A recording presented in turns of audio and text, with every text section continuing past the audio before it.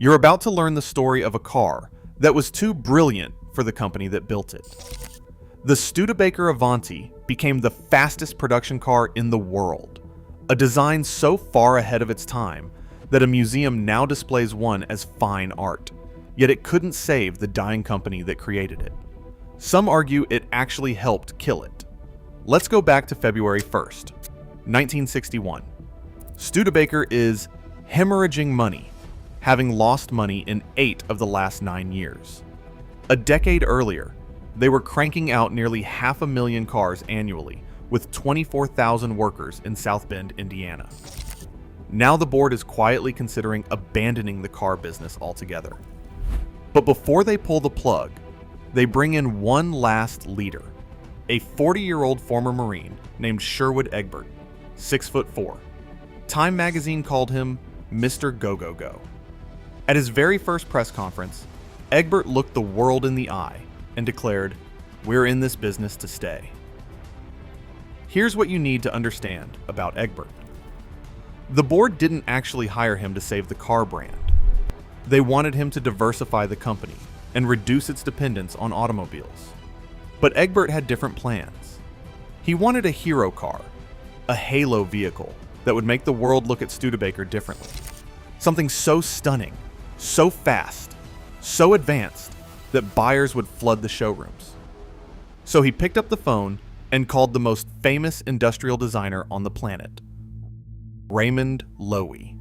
You probably know his work even if you don't know his name. He designed the Shell logo, the Exxon logo, the Lucky Strike cigarette package, the Greyhound Cena Cruiser bus interior, Coca-Cola vending machines, and the livery on Air Force One. Loewy had a long history with Studebaker, and he agreed to take on the project on one condition. The design work would not happen in South Bend under the watchful eyes of corporate executives. It would happen in a rented bungalow in Palm Springs, California. Loewy assembled a tiny team of 3 designers: John Epstein, his trusted right hand; Bob Andrews, an experienced clay modeler who had worked on the legendary Step Down Hudson; and Tom Kellogg, a 27-year-old boat designer fresh out of Art Center in Pasadena. Legend has it that when Loewy first called Kellogg, the young man hung up, convinced it was a prank. Now here's the part that still blows your mind. They had 40 days. 40 days to design a car that would save an entire company. Egbert himself had sketched a rough concept on the back of an envelope during a flight. The team took that doodle and that impossible deadline, moved into the rented house on the outskirts of Palm Springs, and they delivered. What emerged was the Avanti. The name means forward in Italian, and everything about this car lived up to it. You had a grille-less nose, one of the first bottom breather designs where air entered from beneath the front of the vehicle, rather than through a conventional grille. That design feature wouldn't become common until the 1980s. You had a low-slung, long hood, short-deck semi-fastback silhouette that suggested a supersonic aircraft. You had front disc brakes, British Dunlop units made under license by Bendix, making the Avanti the first American production car to offer them. And under the hood, you had options that ranged from serious to absolutely insane. The base R1 engine made 240 horsepower. Bolt on a Paxton supercharger, and you got the R2 at 289 horsepower for just an extra $210. The R3 displaced 304 cubic inches with a supercharger pushing 335 horsepower. And then there was the mythical R4, which never reached production, packing fuel injection and aggressive cams for 575 horsepower in 1962. In August of that year, the legendary Andy Granatelli took 3 supercharged R3 Avantis to the Bonneville Salt Flats. What happened next cemented the car's place in history. 29 world speed records shattered. A flying kilometer at 168.24 miles per hour. A 10-mile average of 163.90 miles per hour. On one run, the Avanti hit 178.5 miles per hour. Granatelli later said, "The thing that never ceases to amaze me is the ease in handling the Avanti. I took 4 people for a ride at speeds from 166.6 to 172.5 miles per hour. And in each instance, I let go of the steering wheel for several thousand feet to prove how stable the Avanti really is." A year later, he came back with a twin supercharged version and ran 196 miles per hour. The Avanti was officially the fastest production car in the world. So what went wrong? You already know the answer is going to be heartbreaking. Fiberglass. The decision to build the body in fiberglass was smart on paper. It saved enormous amounts of money. Tooling costs came in under $1 million. In steel, the same work would have cost $17 to $20 million and taken 15 months instead of 10 months. But the company outsourced the bodies to Molded Fiberglass Body in Ashtabula, Ohio, the same outfit that built panels for the Corvette in 1953. And the quality was disastrous. Unexpected distortion during the curing process created defect after defect. Bodies warped. Panels didn't fit.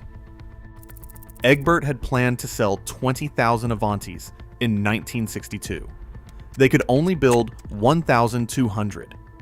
By the time Studebaker opened its own fiberglass facility to fix the problems, it was too late. Customers who had placed orders got tired of waiting and bought Corvettes or imports instead. Word of the quality issues spread through the car community like wildfire. The damage was done. And here's where the tragedy deepens. While the Avanti was struggling to reach customers, Studebaker's overall sales were collapsing. They fell from 103,387 units in 1962 to just 67,918 in 1963, a 22% drop. The company reported a loss of nearly $17 million. Media reports kept predicting Studebaker's death, and that became a self-fulfilling prophecy. You wouldn't buy a car from a company everyone said was going under. You'd be stuck with an orphan. Then, cancer came for Sherwood Egbert. Diagnosed in late 1962, he fought it while fighting for his company, but on November 24, 1963, he resigned the presidency. Some history books say it was health reasons. Others say he was forced out with 2 years left on his contract. Either way, the man who dreamed the Avanti into existence was gone. 15 days later, on December 9th, the South Bend Tribune broke the story of planned plant closings. On December 20th, 1963, the last car rolled off the assembly line in South Bend. 7,000 workers faced an uncertain future. Thousands lost their pension when Studebaker terminated the retirement plan. That pension disaster became so infamous, it directly led to the creation of ERISA, the federal law that protects your retirement benefits to this day. President Lyndon Johnson himself established an interdepartmental committee to help South Bend recover. In total, only 4,643 Studebaker Avantis were ever built. Just 4,643. Compare that to the 23,631 Corvettes Chevrolet produced in 1963 alone. But here's the thing. The Avanti refused to die. 2 South Bend Studebaker dealers, Nate Altman and Leo Newman, bought the rights, the tooling, and the part supply. They started building the Avanti II with GM engines in 1965. Production continued in various forms for decades, not ending until 2006. Raymond Loewy loved the Avanti so much, he kept 2, one in Palm Springs and one in Paris. His personal Avanti was acquired by the Los Angeles County Museum of Art in 2014, the first operational car in their collection. Today, roughly 2,600 Avantis survive.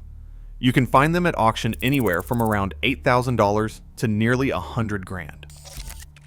The average R2 sells for about $45,000. Not bad for a car that was supposed to save a company and instead became its most beautiful tombstone. If you enjoyed the video, give it a like, subscribe to the channel, and join our community. Thank you for watching.